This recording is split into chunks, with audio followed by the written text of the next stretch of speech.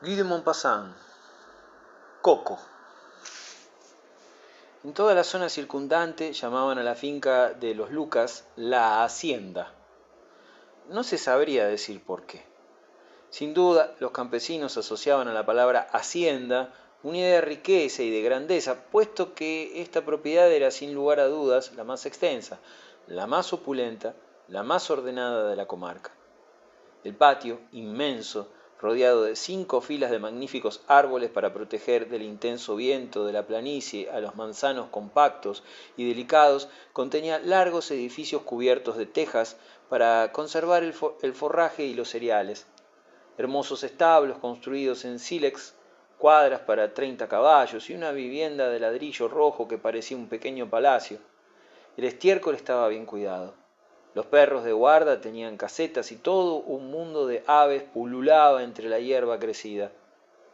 Cada mediodía 15 personas, dueños, criados y sirvientas, se sentaban en torno a la larga mesa de la cocina sobre la que humeaba la sopa en una gran fuente de loza con flores azules. Los animales, caballos, vacas, cerdos y corderos, estaban gordos, cuidados y limpios. El patrón Lucas, un hombre alto que empezaba a echar estómago, hacía su ronda 3 veces al día, vigilándolo todo, pensando en todo. Por compasión conservaban en el fondo del establo un viejo caballo blanco, que la dueña quería alimentar hasta que le llegara su muerte natural, porque ella lo había criado, lo había tenido siempre y porque le traía muchos recuerdos. Un zagal de 15 años llamado Isidor Duval, y más sencillamente Sidor, cuidaba de este pobre inválido, le daba durante el invierno su ración de avena y su forraje, y en verano iba 4 veces al día a moverlo en el lugar en que lo ataban, con el fin de que tuviera siempre hierba fresca en abundancia. El animal, casi tullido, levantaba con esfuerzo sus pesadas patas, inflamadas en las rodillas e hinchadas por encima de los cascos. Su pelo, que ya no cepillaban jamás, parecía carnoso y las pestañas muy largas daban a sus ojos una expresión triste. Cuando Sidor lo llevaba a pastar tenía que tirar de la soga, pues el animal se desplazaba lentamente y el chiquillo, encorvado, jadeante, despotricaba contra él, furioso por tener que cuidar de este viejo jamelgo. La gente de la hacienda, al ver la cólera del zagal contra Coco, se divertía hablando constantemente a Sidor del animal para enojar al muchacho. Sus amigos le hacían bromas. En el pueblo lo llamaban Coco Sidor. El chaval se enfurecía, sentía nacer en él el deseo de vengarse del caballo. Era un chiquillo delgado y alto, muy sucio, de cabello pelirrojo, abundante, fuerte y erizado. Parecía retrasado, hablaba tartamudeando, con gran esfuerzo, como si las ideas no hubieran podido formarse en su espíritu tardo de bruto. Desde hacía tiempo le sorprendía que conservaran a Coco, le sublevaba ver cómo tiraban el dinero en este animal inútil. Desde el momento en que ya no trabajaba le parecía injusto alimentarlo. Creía indignante desperdiciar así la avena, avena que costaba bastante para este jaco paralítico.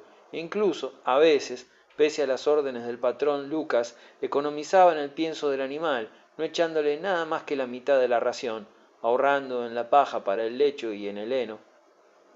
Y el odio aumentaba en su espíritu confuso de niño, un odio de campesino rapaz, de campesino solapado, brutal y cobarde.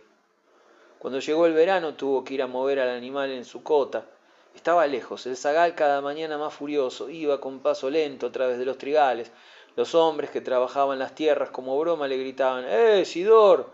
Saluda de mi parte a Coco. No respondía, pero al pasar partía una varilla de un seto y tras haber cambiado de sitio la atadura del viejo animal le azotaba los jarretes. El animal intentaba huir, cocear, escapar de los golpes y giraba al extremo de la soga como si hubiera estado encerrado en una pista y el chico lo golpeaba con rabia, corriendo detrás con saña, con los dientes apretados por la ira. Luego se marchaba lentamente, sin volverse, mientras el caballo lo miraba irse con su mirada de viejo, con las costillas salientes, sofocado por haber trotado. No volvía a bajar hacia la hierba su cabeza huesuda y blanquecina hasta ver desaparecer a lo lejos la blusa azul del joven campesino. Como ahora las noches eran cálidas, dejaban que Coco durmiera fuera, allá lejos, al borde de la torrentera, detrás del bosque. Sidor era el único que iba a verlo. El chiquillo se divertía lanzándole piedras. Se sentaba a 10 pasos de él, sobre un talud, y permanecía allí una media hora, lanzando de vez en cuando una piedra afilada al jaco, que estaba de pie, encadenado ante su enemigo y mirándolo sin cesar, sin atreverse a pastar antes de que se marchara. Pero esta idea continuaba plantada en la mente del zagal. ¿Por qué alimentar a este animal que ya no hacía nada? Le parecía que este miserable jamelgo robaba el pienso a los demás, robaba el dinero a los hombres, los bienes al buen Dios, incluso le robaba a él, Sidor, que sí trabajaba. Entonces poco a poco cada día el chiquillo fue disminuyendo la franja de pasto que le daba, avanzando la estanca de madera en la que la soga estaba fijada. El animal ayunaba, adelgazaba, languidecía, demasiado débil para romper su amarra, tendía la cabeza hacia la alta hierba verde y brillante, tan cercana y cuyo olor percibía sin que pudiera alcanzarla. Una mañana a Sidor se le ocurrió una idea: no mover más a Coco.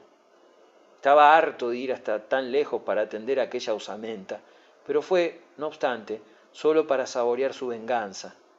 El animal inquieto lo miraba. Ese día no le pegó. Dio vuelta a su alrededor con las manos en los bolsillos, hasta fingió cambiarlo de sitio, pero volvió a introducir la estaca exactamente en el mismo sitio y se marchó, encantado con su ocurrencia. El caballo, viéndolo marchar, se relinchó para llamarlo, pero el zagal echó a correr, dejándolo solo, completamente solo en ese valle, bien atado y sin una brizna de hierba al alcance de su quijada. Hambriento, intentó alcanzar la suculenta hierba que tocaba con la punta de sus hollares. Se puso de rodillas estirando el cuello, alargando el belfo baboso. Fue inútil. Durante todo el día el pobre animal se agotó, realizando esfuerzos inútiles, esfuerzos terribles. El hambre lo devoraba, un hambre más horrible por la visión de todo aquel verde alimento que se extendía hasta el horizonte. El zagal no regresó ese día. Vagabundeó por los bosques buscando nidos. Reapareció al día siguiente. Coco, extenuado, se había acostado, pero se levantó a ver al chico esperando que al fin lo cambiara de lugar. Pero el pequeño campesino ni siquiera tocó el taco de madera colocado en la hierba. Se acercó, miró al animal, le lanzó un gorrullo de tierra que se aplastó sobre su pelo blanco y, silbando, se marchó. El caballo permaneció de pie mientras pudo divisarlo. Luego, comprendiendo que sus tentativas para alcanzar la hierba cercana serían baldías, se echó de nuevo sobre un costado y cerró los ojos. Al día siguiente Sidor no vino. Un día después, cuando se acercó a Coco, que seguía tendido, se percató de que estaba muerto. Entonces permaneció de pie contemplándolo, satisfecho de su acción, sorprendido al mismo tiempo de que todo hubiera acabado. Tocó con el pie, levantó una de sus patas y la dejó caer. Se sentó encima y permaneció allí, con los ojos clavados en la hierba, sin pensar en nada. Regresó a la hacienda, pero no dijo nada de lo sucedido porque quería seguir vagabundeando a las horas en las que normalmente iba a cambiar de sitio el animal. Fue a verlo al día siguiente. Los cuervos levantaron el vuelo cuando él se acercó. Innumerables moscas se paseaban por el cadáver y zumbaban a su alrededor. Al volver anunció lo ocurrido. El animal era tan viejo que nadie se sorprendió. El patrón dijo a dos criados: cojan las palas y hagan un agujero en el lugar donde se encuentra. Y los hombres enterraron el caballo justo en el sitio en el que había muerto de hambre, y la hierba brotó fuerte, verde y vigorosa, nutrida por el pobre cuerpo.